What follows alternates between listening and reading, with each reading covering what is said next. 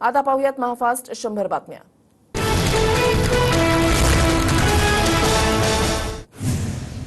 साठ जागांवर आपल्याला काम करायचं अजित पवारांचं सूचक वक्तव्य। तर आता 54 आहे तिथेही काम करायचं आहे, अजितदादांचा नेत्यांना सल्ला। मी शिवरायांच्या चरणी नतमस्तक होऊन माफी मागतो। शिवरायांचा पुतळा पडल्याप्रकरणी पंतप्रधान मोदींची जाहीर माफी।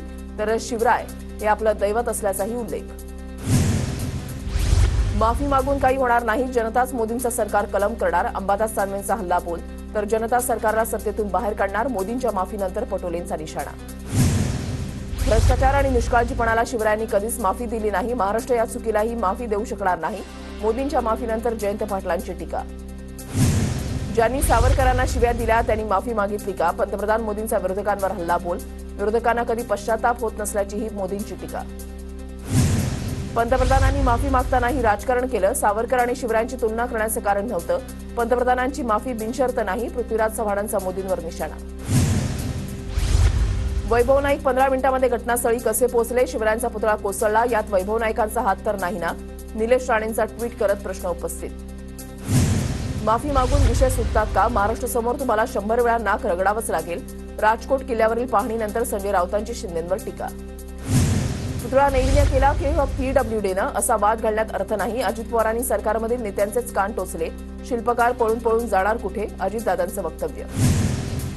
आम्ही आज मालवणला जाणार, 1 सप्टेंबरला पुतळा कोसळलेल्या ठिकाणाची पाहणी करणार, मनोज सरांग यांची माहिती। शिवरायांच्या पुतळ्यावरून कोणीही स्वार्थासाठी राजकारण करू नये। शिवरायांचा पुतळा पडल्यानंतर प्रथमच उदयनराजेंची प्रतिक्रिया। दोषींना कठोर शासन झालं पाहिजे, उदयनराजेंकडून प्रसिद्धीपत्रक जारी। तानाजी सावंतांची मंत्रिमंडळातून हकालपट्टी करा, राष्ट्रवादीबद्दलच्या वक्तव्यानंतर अमोल मिटकरींची मागणी। तानाजी सावंतांवरील प्रश्नावर अजित पवारांनी बोलणं टाळलं, राष्ट्रवादी नेत्यांसोबत बसल्यावर उलट्या होतात असं वक्तव्य तानाजी सावंतांनी केलं होतं। भाजप आरएसएस यांनी हे मान्य केलं आहे की अजित पवारांना सत्तेमध्ये घेऊन काहीच फायदा नाही। अजित पवारांचा अपमान हे सरकार करत आहे। वाघ असलेले अजितदादा अशा पद्धतीने वागतील असं कधी वाटलं नव्हतं, महेश तपासेंची टीका। तानाजी सावंत राज्यकर्ता म्हणून लायकीचे नाहीत, रुपाली ठोंबरेंचा तानाजी सावंतांवर निशाणा। तर एवढीच मळमळ होत असेल तर म्हशीचं इंजेक्शन आणि डॉक्टर पाठवते, ठोंबरेंची टीका। काँग्रेस राष्ट्रवादीसोबत बसताना आम्हाला मळमळ व्हायची, ते आम्ही ठाकरेंना समजावून सांगत होतो।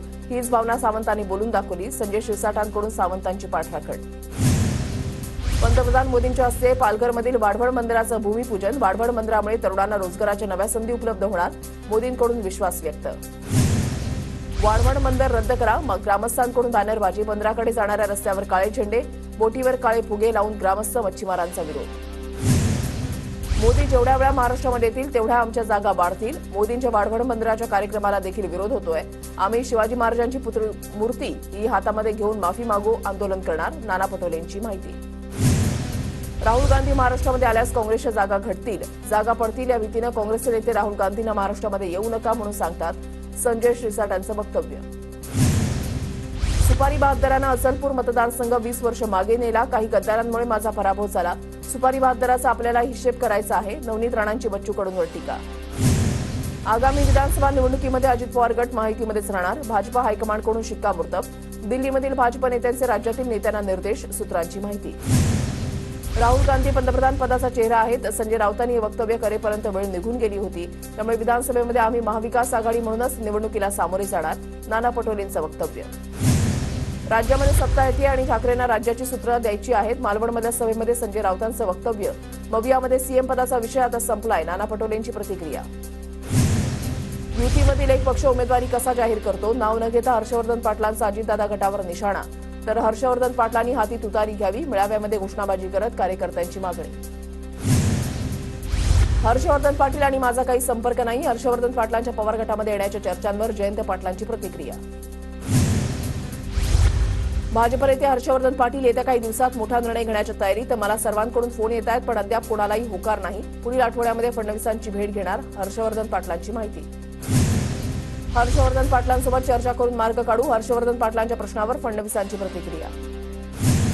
महाविकास आघाडीचा अर्थमंत्री ठरला, मवियाचं सरकार आल्यास जयंत पाटीलच वित्तमंत्री होतील।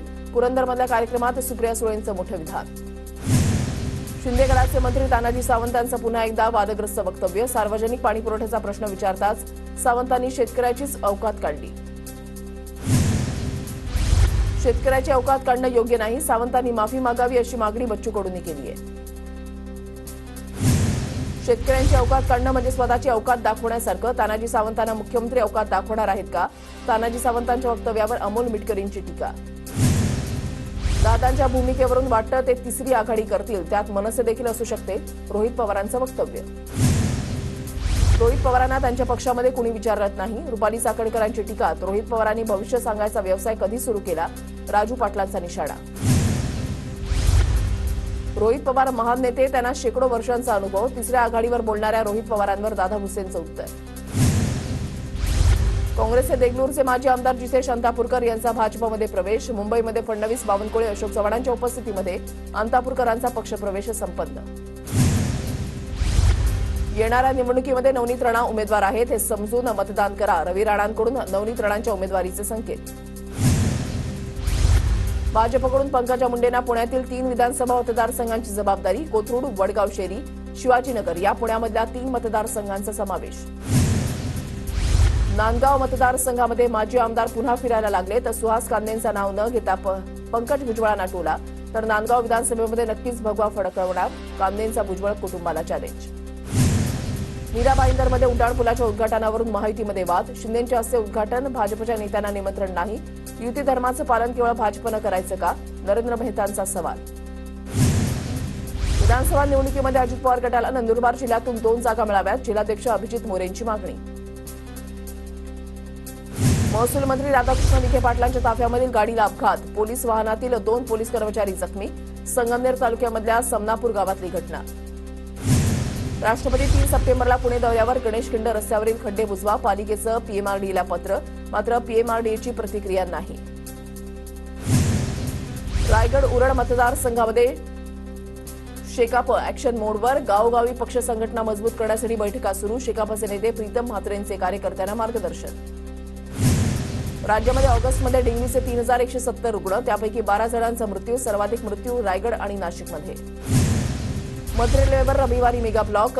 विविध अभियांत्रिकी आणि देखभालीची कामं करण्यासाठी मेगा ब्लॉक घेण्यात येणार. मध्य रेल्वेवर वातानुकूलित लोकल नसल्यानं गोंधळ. आरेमधील 3 तलावांमध्ये यंदाही गणेश विसर्जनाला परवानगी नाहीच. प्रशासनाची मुंबई उच्च न्यायालयामध्ये हमी. वनशक्ती या संस्थेनं दाखल केली आहे जनहित याचिका. मुंबईमधल्या पत्रासाळीच्या जागेवर 4 इमारती होणार. म्हाडाकडून 2398 घरांच्या बांधकामासाठी 1350 कोटींची निविदा प्रसिद्ध. अंधेरी जोगेश्वरी परिसरात सोमवारी 12 तासांसाठी पाणीपुरवठा बंद. वेरावली जलाशय इथे 900 मिलीमीटर व्यासाच्या वाहिनीवरील झडपा बदलण्याचं काम होणार.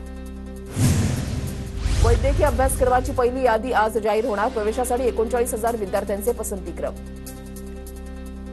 नवी मुंबईतील सानपाडा परिसरात कोयता गँग सक्रिय. सानपाडा परिसरातील इमारतीमध्ये जाताना कोयता गँग सीसीटीव्हीमध्ये कैद. कोयता गँगमुळे नागरिकांमध्ये भीतीचं वातावरण. जळगावच्या चिंचोली इथे साकारत असलेल्या मेडिकल हबच्या कामाची मंत्री गिरीश महाजन यांच्याकडून पाहणी. मेडिकल हबचे 70% काम पूर्ण. कामाला गती देण्याच्या महाजनांच्या सूचना. मीरा भाईंदरमध्ये भाजपचे राजन पांडे यांच्यावर चाकू हल्ला. पांडे गंभीर जखमी. अंतर्गत वादातून हल्ला झाल्याची प्राथमिक माहिती समोर. जालन्यामध्ये गौतमी पाटीलच्या कार्यक्रमात सौम्य लाठीचार्ज. दहीहंडीनिमित्त ठेवलेल्या गौतमीच्या कार्यक्रमात चाहत्यांचा धुडगूस. जालन्यामधल्या आझाद मैदानावर सुरू होता गौतमी पाटीलचा कार्यक्रम. जळगाव जिल्हा पोलीस दलाची शांतता समितीची बैठक. मंत्री गिरीश महाजन, गुलाबराव पाटलांची उपस्थिती. नियमांचं पालन करत उत्सव साजरा करण्याचं आवाहन. जळगाव जिल्हा कारागृहामध्ये कैद्यांच्या 2 गटामध्ये तुफान दगडफेक. कारागृहातील 1 कैदी गंभीर जखमी. नियंत्रण मिळवण्यासाठी कारागृह रक्षकांचा कैद्यांवर लाठीचार्ज. नंदुरबार जिल्ह्यामधील सर्व शाळांना पोलीस अधीक्षक भेट देणार. शाळेमध्ये मुलींची सुरक्षासाठी उपाययोजना केल्या आहेत का नाही याचा आढावा घेतला जाणार. बोगस दिव्यांग प्रमाणपत्राबाबत नाशिक जिल्हा परिषद ऍक्शन मोडवर. दिव्यांग बोगस प्रमाणपत्र प्रकरणातील 40 जणांना नोटीस देण्याचे आदेश. यूडीआयडी कार्ड सादर न केल्यानं नोटीस. शिरपूर ते शहादा रस्त्यावर खड्डे. वाहनधारकांसह नागरिकांचे हाल. सार्वजनिक बांधकाम विभागाचं दुर्लक्ष. गोंदिया जिल्ह्यामध्ये 3 दिवसानंतर पावसाची हजेरी. पावसाच्या दमदार हजेरीमुळे शेतकऱ्यांना दिलासा. वर्ध्यामध्ये मुसळधार पावसाची हजेरी. पावसामुळे वाहतुकीवर काहीसा परिणाम, मात्र शेती पिकांना दिलासा. 2 दिवसांच्या विश्रांतीनंतर नागपुरात जोरदार पावसाची हजेरी. अचानक आलेल्या पावसामुळे नागरिकांची तारांबळ. नंदुरबार जिल्ह्यामध्ये 21 वर्षांपासून बंद असलेल्या बोरवेलमधून अचानक 50 फूट उंच पाणी उडालं. बंद बोरवेलमधून पाणी निघाल्यानं शेतकऱ्याला आनंद.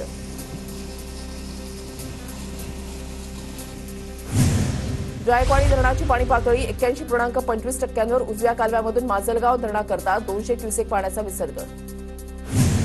भुसावळमधील विद्युत मोटार बंद पडल्यानं नागरिकांची गैरसोय. तापी नदी दुधडी भरून वाहू लागली तरी देखील पाणी टंचाईचा सामना. वाशिम कृषी उत्पन्न बाजार समितीमध्ये तुरीच्या दरामध्ये वाढ. खरीप हंगामामध्ये तुरीचा पेरा वाढला. तुरी प्रति क्विंटल 10,000चा भाव. अमरावती जिल्ह्यामधील 7 लाख हेक्टरवरील पिकं रोगांच्या विळख्यामध्ये. सततच्या पावसामुळे सोयाबीन, कपाशी, तूर आणि संत्रा बागांवर रोगाचा प्रादुर्भाव. शेतकऱ्यांची चिंता वाढली. नांदेड जिल्ह्यामधल्या मूग पिकावर रोगाचा प्रादुर्भाव. सततच्या बदलत्या वातावरणामुळे रोगाचा प्रादुर्भाव. पिकामध्ये घट होण्याची शक्यता. नागपुरात आज गणेशोत्सव आणि नवरात्रीपूर्वी केळीला मागणी वाढली. उच्च प्रतीच्या केळीला सध्या 2,000 रुपयांच्या पुढे भाव मिळत आहे. परभणी जिल्ह्यामध्ये सोयाबीनची पिकं पिवळी पडल्यानं शेतकरी संकटात. प्रहारकडून पिवळा झालेला सोयाबीन जिल्हाधिकाऱ्यांच्या दालनामध्ये आणत पंचनामा करण्याची मागणी.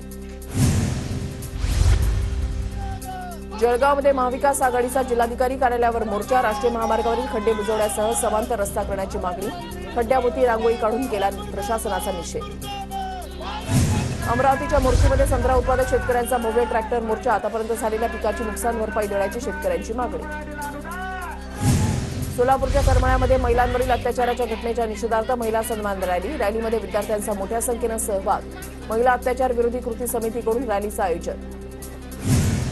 महिलांवरील अत्याचाराच्या घटनेच्या निषेधार्थ जमाते इस्लामी हिंद संघटना आक्रमक. बुलडाण्याच्या जिल्हाधिकारी कार्यालयासमोर महिलांची मुकनिदर्शनं.